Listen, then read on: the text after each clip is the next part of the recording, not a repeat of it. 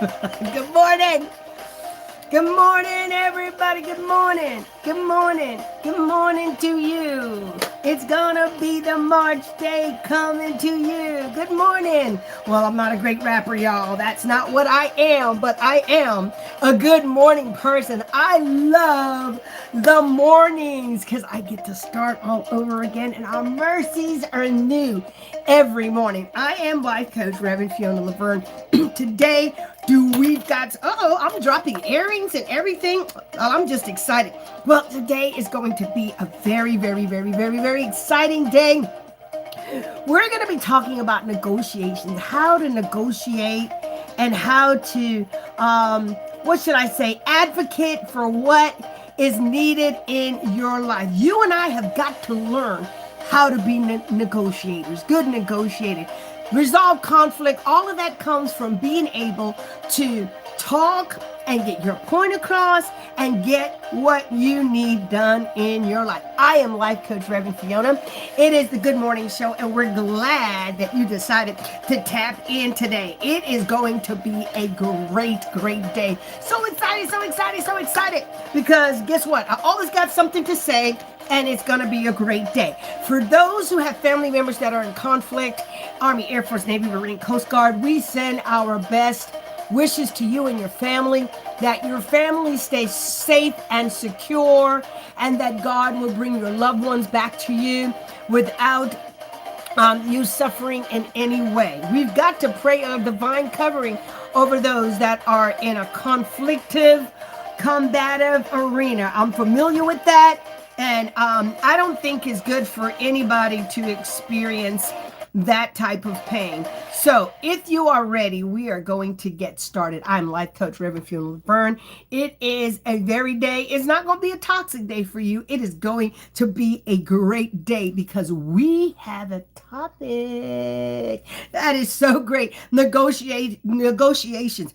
I don't know what's going on. Every time I get ready to start, it's like this tickle gets in my throat, and I'm like, blah, blah, blah, blah. But I can't. I can no longer function like that. So I provide myself with water and coffee. It is a great morning to have you join us live right here in our studio in Florida. We're glad to have you. We are talking about negotiations, how to be a better negotiator, because whether you want to know it or not, there is a process that you and I have to learn in order, if we are going to make discussions, come to agreement, and be have some resolution to this whole thing. I have a certification in conflict resolutions, so I'm good at dealing with conflict. For those who just joined us, you're tapping in. Don't go anywhere. I want to teach you how to negotiate, and I want to teach you how to get your point across and get what you needed. Negotiation is a process of two or more parties discussing differences in order to reach an agreement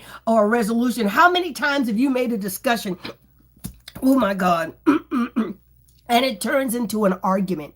It turns out you're walking away from the table. You're mad. You're saying, don't talk to me anymore. Negotiations, right? So we have to learn how to do that. I am a person of faith, so I always have a faith-based process in which I stand on. Remember, this is that type of program. So I'm going to always give you a reference point psychologically, emotionally, and spiritually, how you can be successful. Now, like I said, negotiation is a process of two or more parties discussing differences. How do you discuss your differences? Is it always your way or the highway? How do you discuss your differences?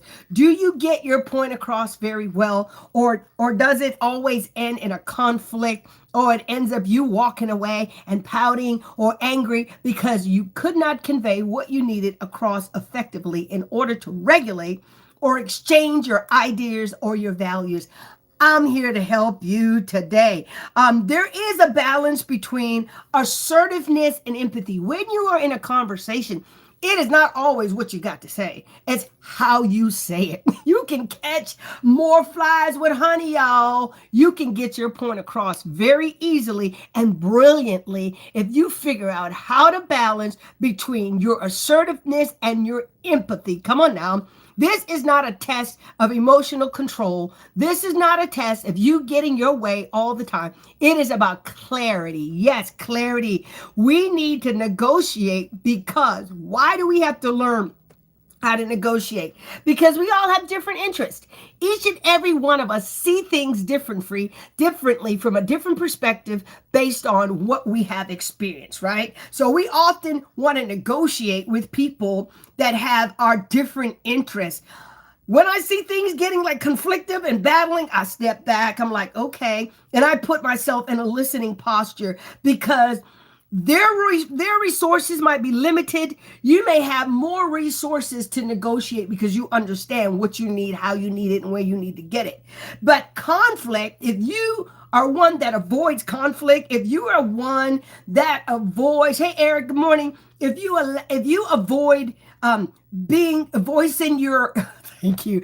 I'm gonna put my fingers down. If you avoid voicing your opinion, then conflict is inevitable. I just need you to know that. So in negotiation, you got to brace yourself for the conflict. The conversation is never the problem. The problem is the people on the other side. Because once you begin to talk, they're not going to listen to what you got to say because it's always their way or the highway, but that's not what we're going to do. So we have to be able to talk in such a way to influence the outcome of the whole conversation. Not who's in charge, but who has the most responsible, who has the most intellectual, who has the most resolve to the issue is what you are going to have to learn how to do. Negotiation doesn't require that you have a relationship with somebody. How many people have broken up because you could not? I'm not laughing at you. I'm just saying I'm one of them. They could not get my point of view. They couldn't understand. If you have kids like I do, they're young adults, it's their way or the highway. I mean, it was okay when I was younger. I could influence them with my opinion, but they had their own worldview. They had their own perspective of what right looks like, right? So relationship is that thing that you go into learning how to negotiate. Families divide because people can't negotiate. Marriages fall apart because people can't negotiate. I mean, sibling rivalry happen because people can't negotiate. People lose their jobs because people don't know how to negotiate. You and I have to learn how to negotiate. Let's figure out how we're going to do that today. I am giving these things you can check. Look, you can always fact check me. If you don't believe what I'm saying, you can always fact check me. That's how come when you know something is truth, you can fact check it biblically, spiritually, and through other people's opinions about what the truth looks like. I am one that is about total truth, and I like to speak truth loudly. How about you? And you should never be afraid to speak your truth for fear of how people will take you, right? This is how you learn to negotiate. People walk away from the negotiation table all the time. Why? Because you're trying to figure out the balance for them to get what they want, and also you get what you need. So there are different types of negotiations, and I'm going to teach you about those different types.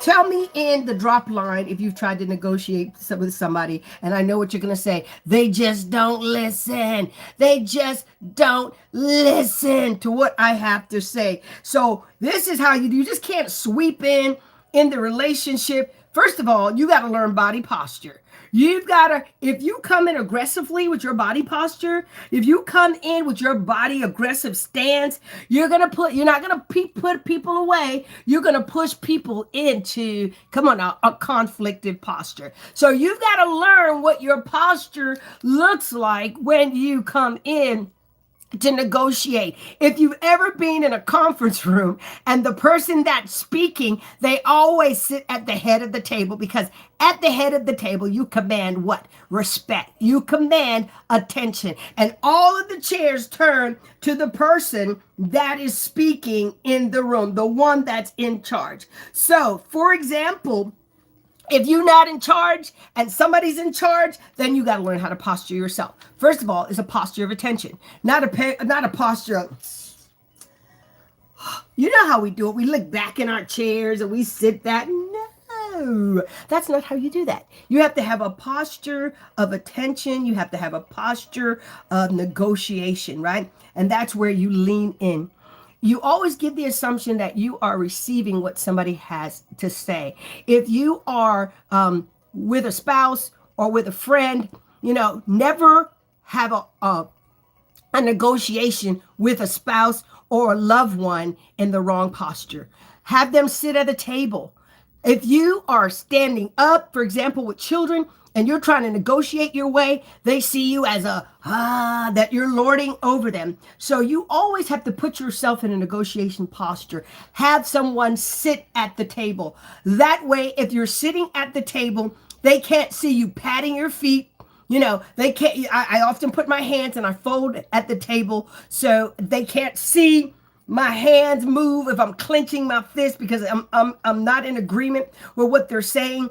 And I lean in to let them know that I am paying. Good morning, beautiful bee nurse. Good morning. Let people know that you are leaning in. And because you're leaning in, don't mean that you receive everything anybody has to say, but that puts you in a posture to be a better negotiator. And that's what we need to be. So negotiation requires you to be what? Humble. It requires you to be what? Have a little bit of boldness, because some people are intimidated. If you are intimidated to say what you mean for fear of somebody's going to shout at you or somebody is going to not agree with you, then hey, this is not how negotiation works. You have to realize that everything you got to say or anything that you have to say doesn't necessarily mean that people are in agreement with you. A good negotiator always listens first. Listen before they speak. James talked about that. Be slow to speak, quick to listen. Don't be quick to say, well, and interject when people are talking. You cannot do that. Negotiation doesn't work like that. Sit back, postured up, lean in, and absorb everything that somebody has to say. Another way that I do that is I always take paper and pen. I always have a pad while they're talking to show that I am somewhat interested. And I am, because I'm trying to figure out my points that I want to validate based on what they say, because people don't remember what they say in a whole dialogue. So if I have a negotiating point that I want to turn around and have work in my favor, what I do is I write down what they say. And people don't remember, like I said, what they've said. They're just blah, blah, blah, blah, blah, blah, blah, blah, blah. They never remember what they say in detail. So I take notes, what they said in detail. And when I get back to discussion, I would say early in the conversation, I would look at my notes. Normally I look at my clock, and I said about midway or about 30 minutes into your conversation, maybe about 8 something, you said this. People are like, what? Because I'm paying attention. So when you are negotiating, there are lessons to be learned, right? The book of Exodus talk about the negotiation of freedom. We know that because Moses couldn't just walk in there talking about, let my people go. Oh, no. He had to negotiate on every level. Pharaoh was like, nope, I'm not letting those people go. And then he changed his mind. And then they had to go back to the table to figure out how much of what was going to give up. The best negotiator I have ever read about. He negotiated for the freedom of Israel, right? So Pharaoh, along the way, he offered partial freedom, but Moses was like, no, I need total freedom. So negotiation is where somebody begins to conversate with you so that you get what you want and they'll get what they want. But in that, Moses said there was no compromise. I am not compromising with anybody. He says, I'm not leaving chick nor child. I'm not leaving anybody. I'm taking la-di-da-di everybody out of Egypt. And Pharaoh was like, what? No, you're not. So in that, there were several times, if you read the book of the Old Testament, where he continued to go back to present his case, continue to go back to present his case. And where do we see that? We see that in the Bible, where Satan continues to go back to present his case about what he wants about your life and what he wants to do in your life. And there is no negotiation process. We're silent, but we have what? The Lord, Jesus Christ, that negotiates for us. He's like, no, she's not doing that. So what I do, I spend a lot of time in mediation courts between trying to get the judicial system not to give full penalty to children, young children that have made a mistake, and they need a mediator, somebody to speak for them or negotiate for them. If you're talking to somebody and they cannot communicate well with you, guess what? Oh, I thank God for the phone. Speak what you need into this phone and then say, at a table, not standing up, can you listen to this? Because some people don't let you get a word in edgewise. They will traumatize you, because some people are good debaters. Some people are literally communicators, and they will communicate their thought and you will get flustered in the process. Some people are over talkers, so they will over talk you intellectually and they will blunder what you have to say, and that causes partial negotiation, right? Because it seems like they get their way and you get frustrated and you walk away because you cannot negotiate adequately. So this is what happened.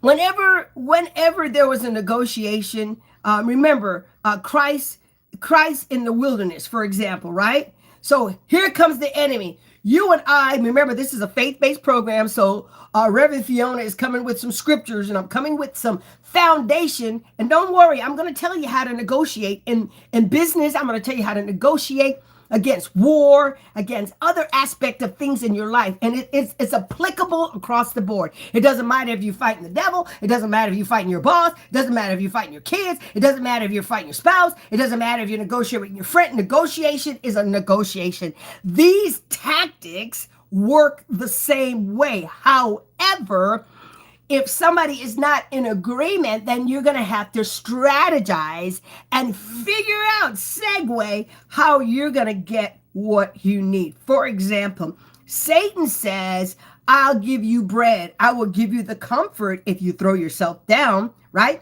And then he challenges the power or the authority that the Lord had, but the Lord knew who he was. He knew what he possessed. But the enemy wanted him to show his front, to show his force, so that he would know how to retaliate. Sometimes when you are negotiating with people, they're going to be quiet and they're going to let you say everything you got to say.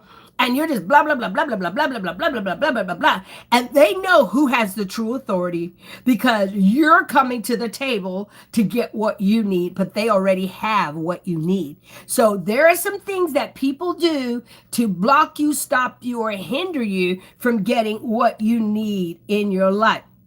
So he offered him comfort, he offered him power, and he offered him glory. The Lord had all of that. So when you sit down to talk to people, what are they offering you? They can't offer you anything. They just want to keep where they are so that you don't get what you need. I'm telling you this is so factual. But it's a little bit of psychology with a little bit of emotional gain, with a little bit of spirituality.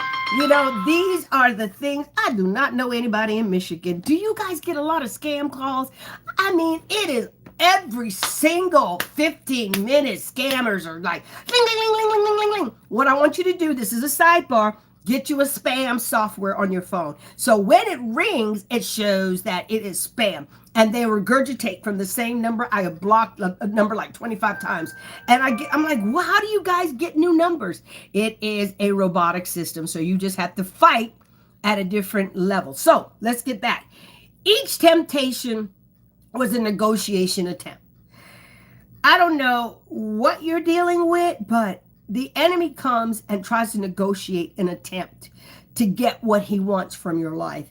And I don't negotiate with the enemy. I'm just saying, I love it. There are people that says we don't negotiate with the enemy. This is what we need, and this is how it is, and I'm not settling. But every table that you sit at, there can be negotiating. So Jesus refuses to negotiate with compromise. When you are negotiating, you never, ever compromise your morals. You never, ever compromise your ethics. If you're at the table and you're dealing with ethics and you're dealing with morality and you're dealing with truth and that's who you are, guess what? Never compromise. Never make an attempt to get what you want by selling out. You can't, as a negotiator, you cannot sell out. You have to be true to your truth, and you have to be able to stand in your truth loud and don't budge. I mean, don't get run over by compromise. The enemy will always try to power you. Well, if you give me this, I'll do that. But if it's your morality and your ethics that you're dealing with to sell out, it ain't happening. I see it all the time in legal battles, negotiating for the wife, and or there's a house involved or there's property involved and someone feels like they're entitled to what you have and they never earned it, but they want it because it has value. See, when you're at a table and you're negotiating, people want what you have because it has value. Am I on point today? Okay, so everything in your life does not deserve negotiation.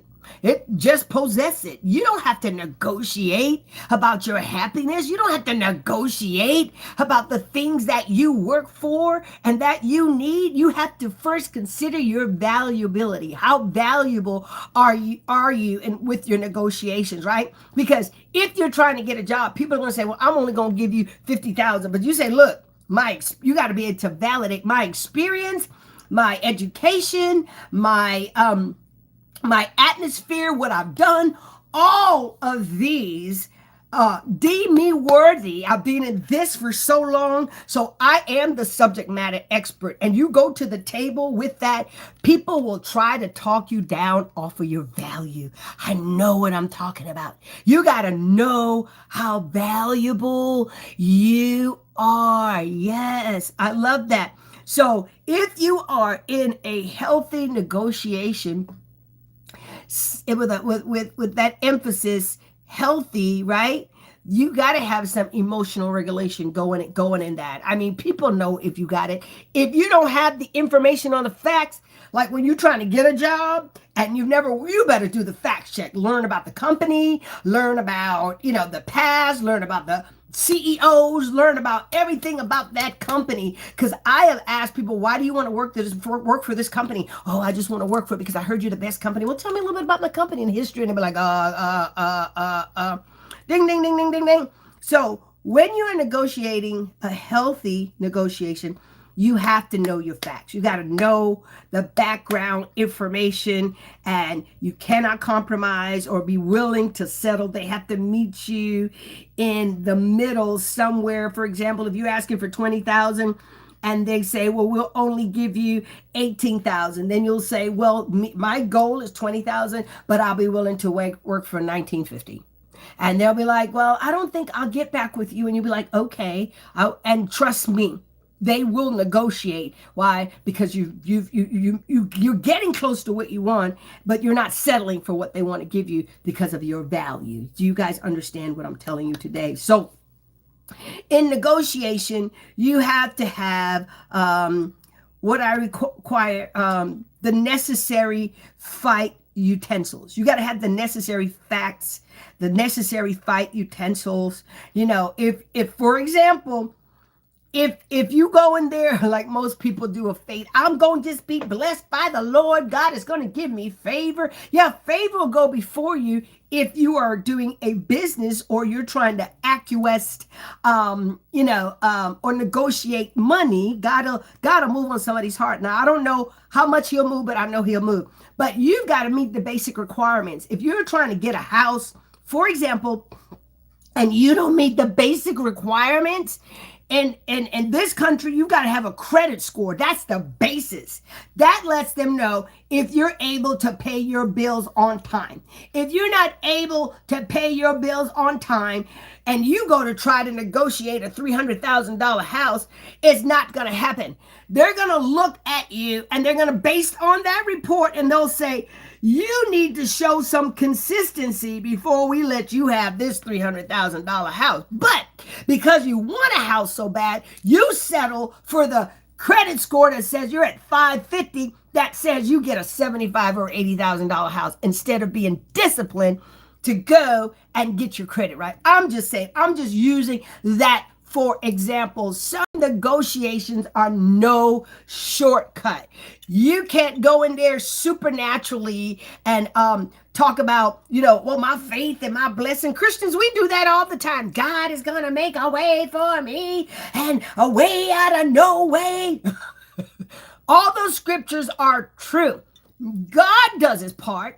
But you got to stand in your truth and do the part. Y'all know, you guys know I am so right with this. You got to stand in your truth about who you are and don't push God out to be some type of fake deity about, calling and actually working witchcraft. That's what it is. Because you're saying, oh God, I need you to do this and work this for me and I'm not going to do anything. And I'm putting out, don't treat God like that, y'all. Please.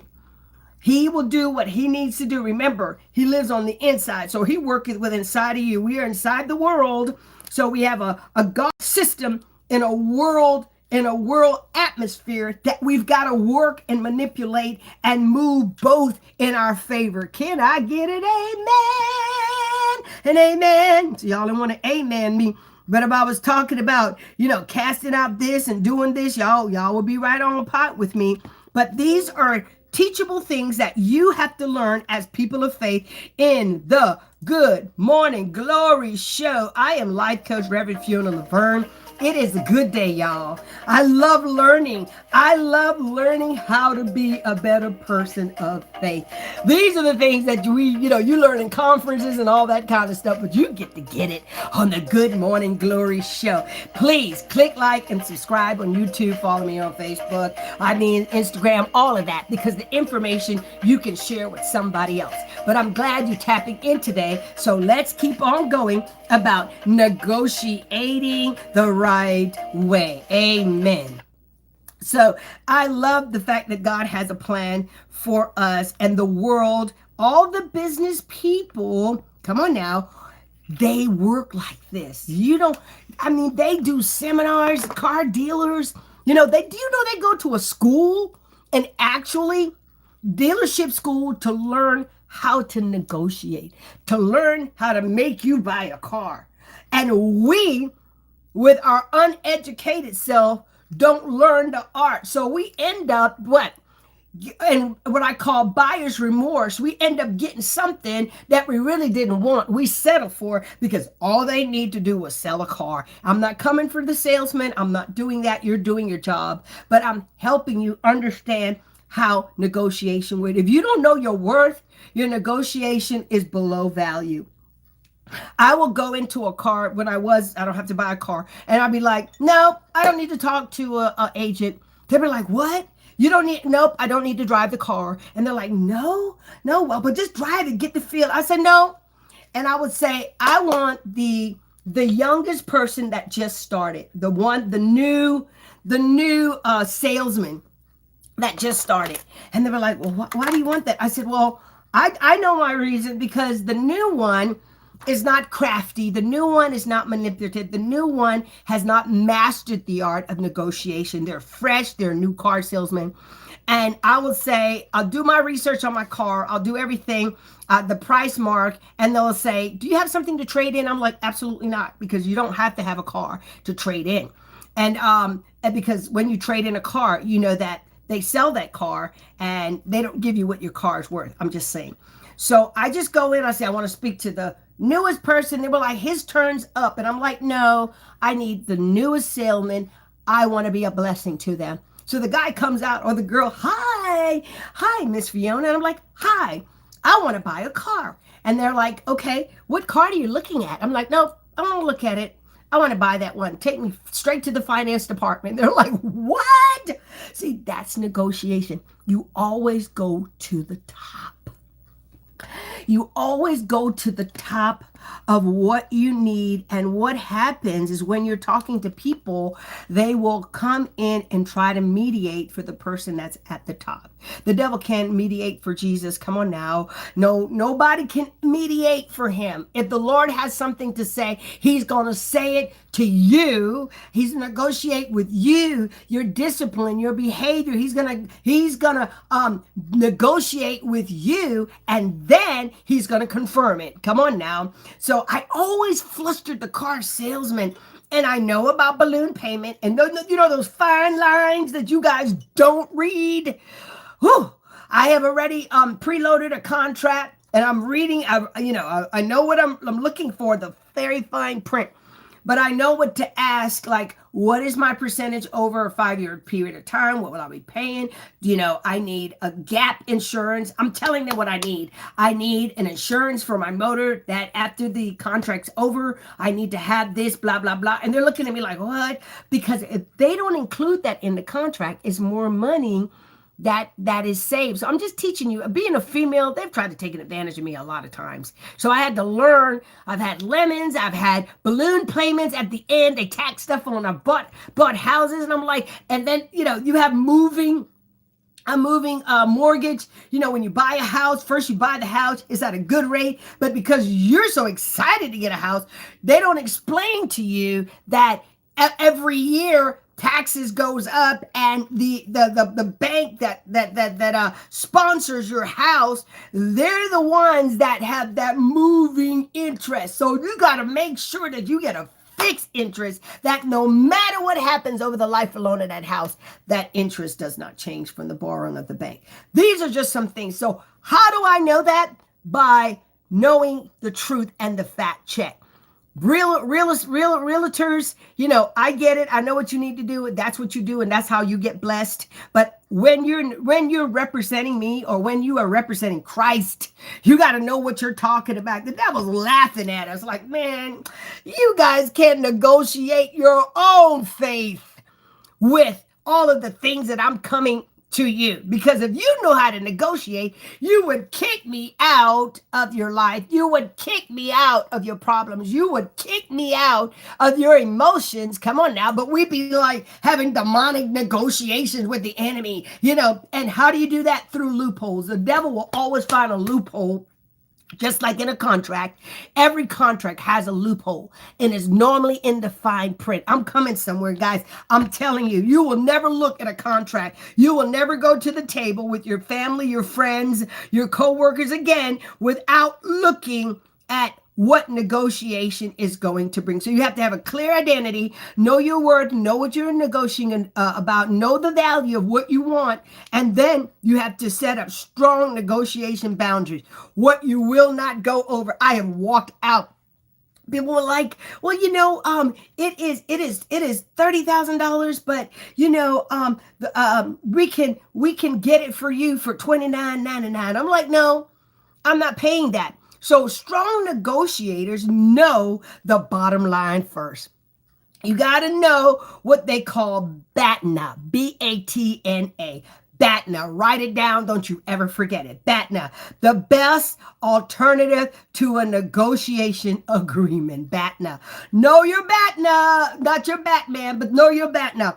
The bottom line. What is the bottom line? What is it that you want? What is it that you're trying to achieve? And how you're going to get that. The bottom line first. The devil knows the BATNA. He knows that he wants your soul. He don't care how he get to you, through your kids, through your emotions, through your past, through your church, through your friends, through your family. He doesn't care how he gets to you. He knows the best alternative to a negotiation agreement. He knows the best because he's after something.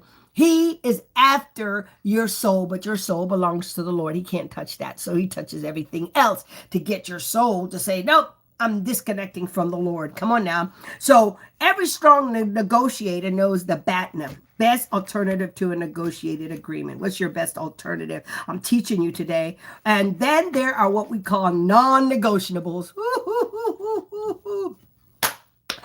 There are just some things you cannot negotiate with. These are my non-negotiable. We call them the blue box or the red box, if you will. I am not negotiating my faith. I am going to church. You're not going to church, but I'm going to church. I am not negotiating my morals and ethics. I don't drink. I don't smoke. This is just me. This is just me. I'm not talking about anybody out there. These are my, what we call my non-negotiable. So in relationships, when you go in, y'all looking for red flags. Oh, well, I see a red flag in this person. Of course they're going to have glitch. Of course they're going to be messed up. Of course they're not going to be perfect. But it's not contingent on the person because you and I are trying to negotiate a relationship. Come on with it. We are trying to negotiate a healthy relationship, right? So what are you trying to negotiate? A healthy relationship. So it don't care if they got 1,000,001 red flags. It doesn't matter. You got to know your bat now, the best alternative to negotiating your agreement, and then you have to know your non-negotiables, those things that you will not compromise on. So the person's already compromising. You don't drink, but they drink. You don't smoke, but they smoke. You go to church, but they don't go to church. You don't cuss, but they cuss. Those are some non-negotiable things that you cannot deal with. Put it in a blue or a red box and do not backtread, do not back down. And I promise you, you don't have to eliminate nobody. They will eliminate yourself. If they're going to test the boundaries, remember, you're in a negotiating. They want you and you want them, but you are not backing down on your non-negotiables. When you start backing down on your non-negotiable, then you become a compromiser to your own truth.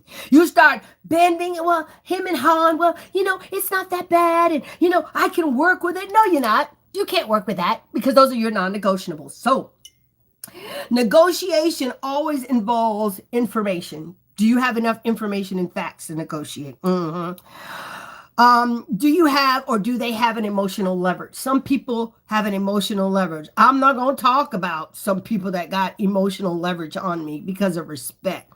I respect my elders, and because I respect them, I am not going to power crunch them based on what I know, because they may not know what I know, but they work in an emotional arena. Come on now, because they're not good a negotiator. So they will pull some powers on you, powers of respect. Hey, you better respect me. You're going beyond your line. Hey, it is a respectable thing. So there are power things that people do involving negotiation, information power. If you know what you're talking about, if you know what you need and you put yourself in a posture, you sit at a table and you're able to tell people what you need, either they're going to give it to you or they're not. Either they're going to work it down. You better ask Moses out there. Moses had non-negotiable. No, you're letting these people go. And the consequences, if you don't, in negotiation, there are consequences to negotiation, right? So people use emotional leverage, and timing is everything in negotiation. Timing is everything, because if you are negotiating with somebody, you have a certain amount of time to convince them and prove your fact that you're worth them releasing, or you're worth having what you need from them. I hear it all the time, relationships. Oh, I wish they would spend more time with me. You are a bad negotiator, because if you are married to somebody and they don't spend any time with you, the dynamics of negotiating is just, it's not worked out. Sit down at the table, and you don't have to demand anything from anybody. You can negotiate what you need. I need some more time. That person worked 24 hours, 7 days a week. So when are you available? I'm available at this time because I'm tired. So you sit down and you say, well, can I block this out in your schedule? Not sit there and pout, oh, they don't spend no time with me. You want quality time? Or you want time with some bad attitude because they are tired, and they are short patient, and they don't feel like being touched because they're aggravated. I'm just saying all this stuff can be negotiated appropriately and adequately if you're able to communicate and convey what you need. Timing is everything. So Here we are. We're moving down because some people are in some demonic negotiation. There was some evil people and they are in the spiritual realm with some demonic alignments and initiations of trying to get their way and get what they want. Here we go. I need to, Lord, give me strength to do this, because these are some of the secret things of the faith, and that is not just secret, but we just don't talk about it. The world knows about it, but they don't share it, and the world uses it for their own gain, and we can't use stuff for our own gain. Come on now. We got to use it to promote people, lift people, and make people's lives better and make our lives better, okay, through negotiating. But as people of faith, we cannot negotiate with the demonic realm. We just cannot negotiate anything that's negative. If you have a negative narrative about anything that you want, and you cannot get to God to get to what you need, then you have to realize that there is some demonic involvement that fractures and breaks, come on now, the meeting table. Demonic negotiation is when something tries to get you to compromise. Something tries to get you. What is trying to get you to come off your faith? What is trying to get you to trust God to move to the next level? What is trying to get you to love more? What is trying to get you, because these are all attributes of Christ's character in our life. What is trying to get you to not walk in all that God has for you? What is it that's trying to get you to give up, turn back, quit, pout, run away, stop pursuing, stop seeking, and settling for it? It is a demonic negotiation. Is when something tries to get you to compromise. It messes with your identity. It messes with your integrity. Number one. Integrity. Look, if I got to lie, steal, cheat to get it, guess what? I am not having it. I'm not going to have it. If I have to lie, cheat, step on somebody's back, cut somebody's throat to get it, that is demonic negotiation. Step on somebody to get what you want at any cost. We cannot do that as people of faith. Do you agree with me? Come on, send me and say, I agree, I agree, I agree. Y'all, I've been talking for a while. Come on now. I'm almost done. 41 minutes and 52 seconds. That's a lot on negotiation, right? And I probably won't finish it all, but I'll give you a segue into it. So, how does the enemy tries to get you to be involved with the demonic negotiation? I'm Life Coach Reverend FIONIA LAVERNE. This is a faith-based good morning show. Come on now. If you want to know what's going on and all that crazy hype, you can go to your Instagram, your Facebook. You could call your friends. You could follow all of that and get the same cycle of thoughts and, you know, what's going on, laugh and all that. But no. We gonna learn something today. So, he messes with your identity. You start talking about, I don't feel like I am. I don't feel like I can. I don't know. He tries to mess with your integrity, try to get you come off your faith, come off your trust, come off your loyals, just come off of that. And then he starts messing with your calling. That's it. You're too old. This is not going to happen. You can't do that. He tries to negotiate you to stop, tender, walk softly, and not complete what you got to start, right? Then he starts messing with your obedience. The Lord told the individuals to go to the city. You will see a mule, untie that mule, and because the mule was attached to the colt was attached to the donkey. Excuse me, I stand corrected, not a mule. The colt was attached to his mother. Why was the colt attached to his mother? Because the colt was not broken in. It was skittish. It had some separation anxiety. It had a lot going on to be a new baby. And that particular coat that the Lord said, look, go get him because he's not broken, but yet still he will follow. The coat followed his mother to learn how to walk a course and how to stay on track. That's a whole nother teaching. But anyway, I'm saying this because the coat had a calling. You have a calling. You have a purpose. You have a destiny. You're not just in this earth to be in earth. You're here because nobody can do it like you. You have what it takes, and you will do it differently. So the enemy will come and mess with your calling. I've had that. I don't know how many colleges I've been to try to figure this thing out. What is this that I do? And the Lord said, you can do it all. Some have one, some have five, some have 10 talents. But I need you to recognize that you are called. Are you called? Yes, I'm called. First, you're called if you're a woman to be a woman. And then if you have kids, you're called to be a mother. Then if you have a husband, then you're called to be a wife. And then if you work, then you're called to be a faith-based coworker. So stop talking about what is my calling. You're there to affect the atmosphere for Christ wherever you are. I'm trying to liberate you today. I'm trying to let you walk in freedom today, because not everybody's called to be on a pulpit. Not everybody's called to be in media. Not everybody's called to do that. Affect the atmosphere, affect the people where you are, and make them great. Bingo. Stop that negotiation. So the enemy will come for your calling. He'll come for your obedience, because if you don't do it the way God says to do it, let me tell you something. When negotiation is involved, the negotiator they always send a representative. They always send a representative to negotiate. And if they can't solve the problem, then they call in the big dogs.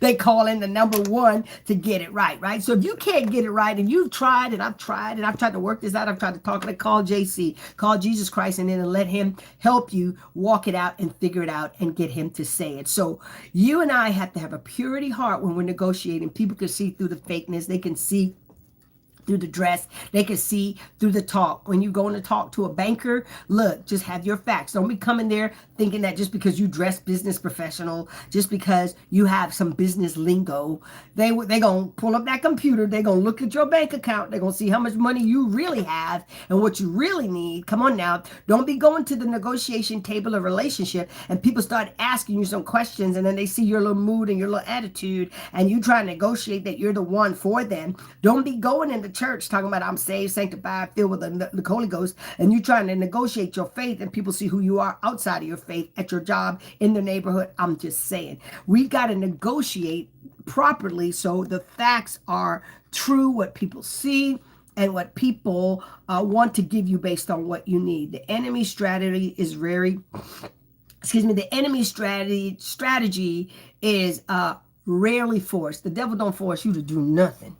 What he does is he uses compromise. He didn't force the Lord. He says, look, throw yourself down if you want comfort. I'll give you bread. The negotiator, and this is Genesis 1:1. He says, did God really say? This is negotiation language. Negotiation language, always flip it. That's why you have a difficult time when you're sitting at the table with people trying to get what you want. They will flip it. Like I said, that's why I take notes, so that what they say is what they say. So when I go back, I can say exactly what they say. A true negotiator will always bring in compromise and will rarely use force to get you to do anything. You try to be in a witness room doing a trial. These people are trained in negotiation. We're going to be talking about body language. I think I need to teach you all body languages on realizing how they speak with their body without saying a word. I need to teach you that. That will help you with your discernment in your negotiation. So there is a negotiation language, y'all. There is. You cannot lower your standard. You have to go in ready to do what you need. If you need it, you need to go in ready to do it, to possess it. You cannot get swayed by the delay. I need the answers and I need it now. A true negotiator will not give you a direct answer. Negotiators don't do that. They make you wait. They make you ponder. They make you try to figure it out. That's what they do. So they have a thing called delay. In negotiation, there's always a delay. And then you have to come back to the meeting table. Take it from the biblical perspective. Moses, Jesus, they always came back. The devil kept coming back with something else, coming back with something else. So in negotiation, there's always delay. So you have to make your questions that you have identified to your need. This is a lot. I know it is. It is a lot to get you to understand how negotiation works. If you get this, you will never be ran over. You will always have exactly what you need when you go to the table of life. That's how it works. So when you're dealing with people that know what they do, they will create an internal confusion for you. You will be like, well, I don't know, I don't think, maybe, they will create an internal confusion to you to cause you to drift away from the main course. This is what happens in negotiation. Y'all, I got too much going on with this negotiation to just give it all to you. So this is why people fail in negotiation. Here we go. This is why people fail in negotiation. Do you want to be successful when you negotiate? This is what you have to do. People fail because they don't prepare to go to the table. They take their emotion to the table, and that's why it's conflicted. You got to prepare to talk to people. You just don't just start talking to people what you need. You got to prepare. You got to figure out that person. You got to figure out the timing. You got to figure out how to present to them. You got to figure the tonality of how you're going to give to them what they need. So you have to prepare. People fail at negotiation because they do not prepare for the conversation. Number two, they don't know their value. They really don't know what the value is. So the person will always bring them down to what they think their value is. Whether you need more in a relationship, whether you need more money, or whatever you need, the enemy and people will always have you settle for subtle convenience, right? What happens when you go to the negotiation table? What happens to you? I will tell you that stops negotiation. The other thing that happens is that you fear rejection. You fear getting that you don't want. First, if you fail, try, and try again. My Olympians, I love them.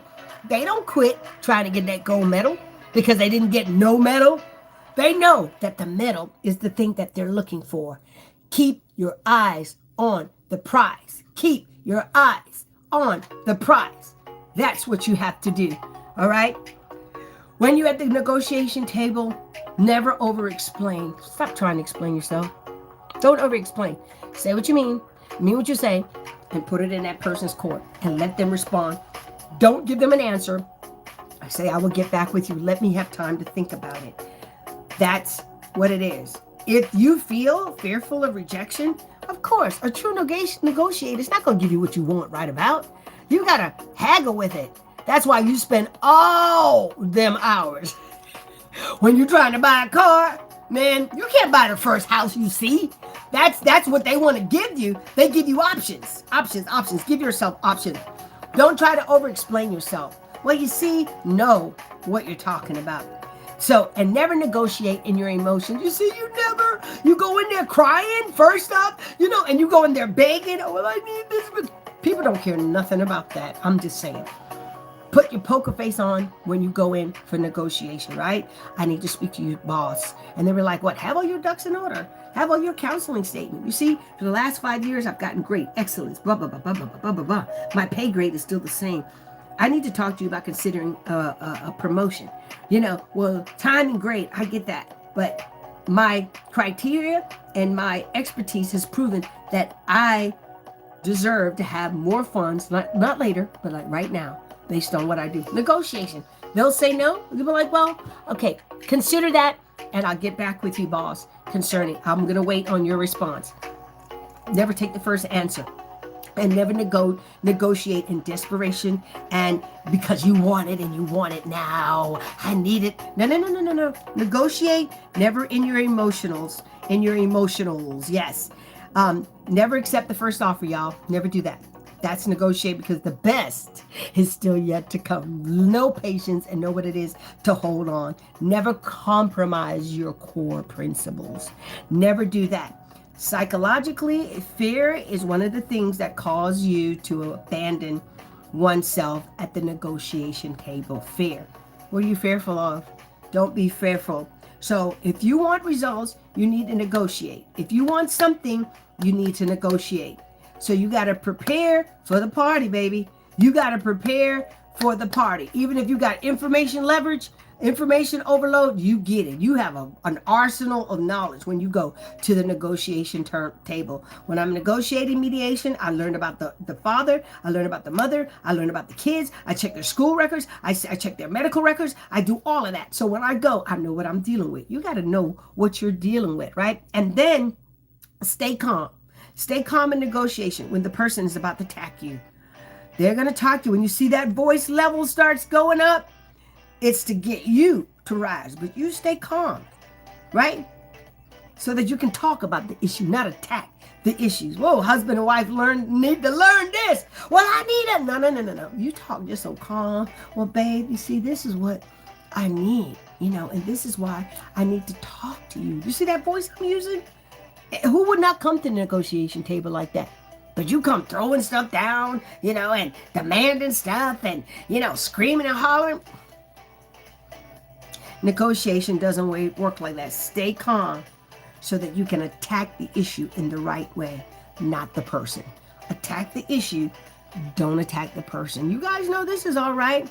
So as we prepare to walk this down, I'm going to have to do a part 2, y'all. It's just so much information on negotiation. I need you to be palatable, be able to absorb these things and go back to what I am talking about.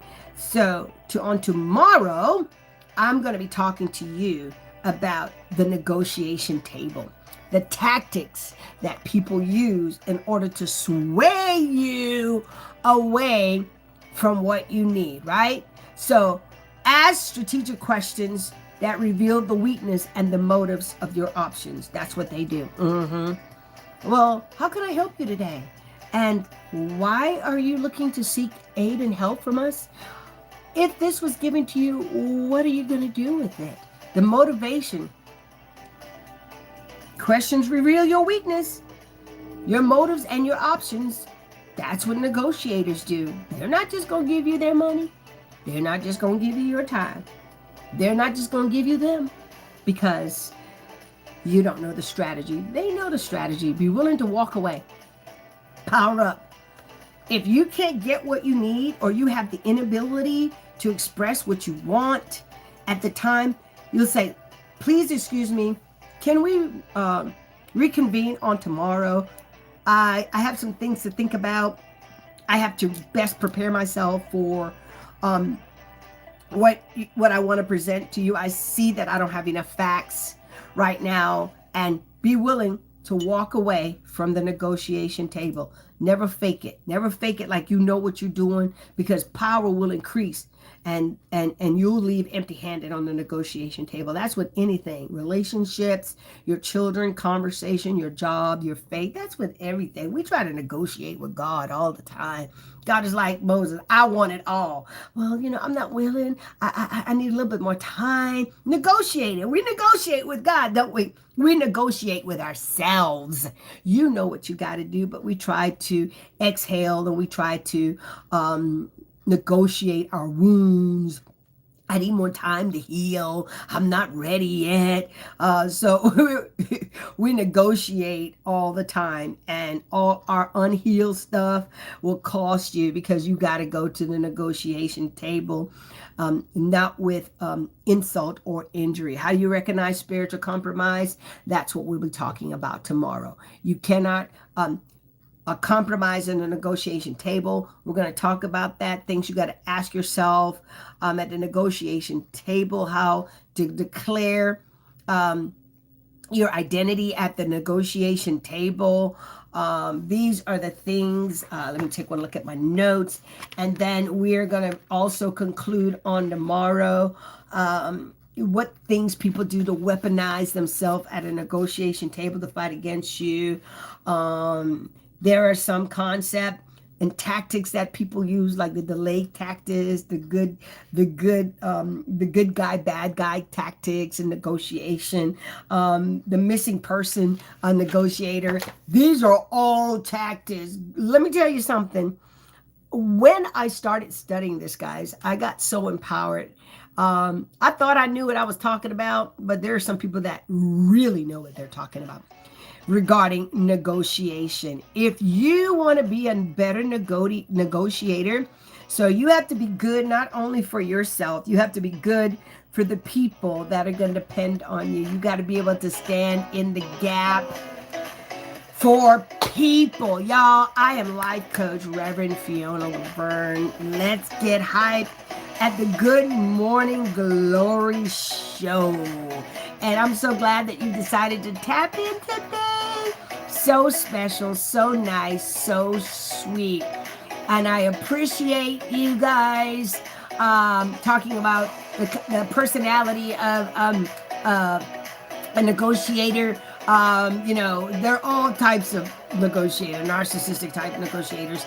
You guys will learn something today, and you will always be able to sit at the table of life and be in control and be poised and get what God has for you. Teddy, thank you so much for tapping in today. Adrienne, thank you for coming in with the priority character of the malevolent darkness. Well, I'm gonna look that up. Y'all be coming up with some powerful stuff. I'm like, what? So I gain from you just like you gain from me. If you put something in this chat and I don't know about it, I'm gonna study it and make sure that I have something to move forward. I thank you so much, Adrienne. Thank you, Eric, for tapping in today. Thank you, Nurse B, for tapping in today. Thank you, Nurse D, for tapping in today. Thanks. I may have missed some people, but I thank you for just giving me a little bit of time. Please click like, subscribe. This is the Good Morning Show with Life Coach Reverend Fiona Laverne. We are faith-based, y'all. We come from a biblical perspective, but we always use what we need to make you be empowered in the natural, in the spiritual, emotional, and the physical realm. If you have any questions, feel free, go ahead. Email me at Freedom House Church, Jacksonville, Florida @gmail.com. We'll be glad to hear from you guys. Have a wonderful, wonderful day, and we'll see you guys tomorrow. Love you all. Have a good day.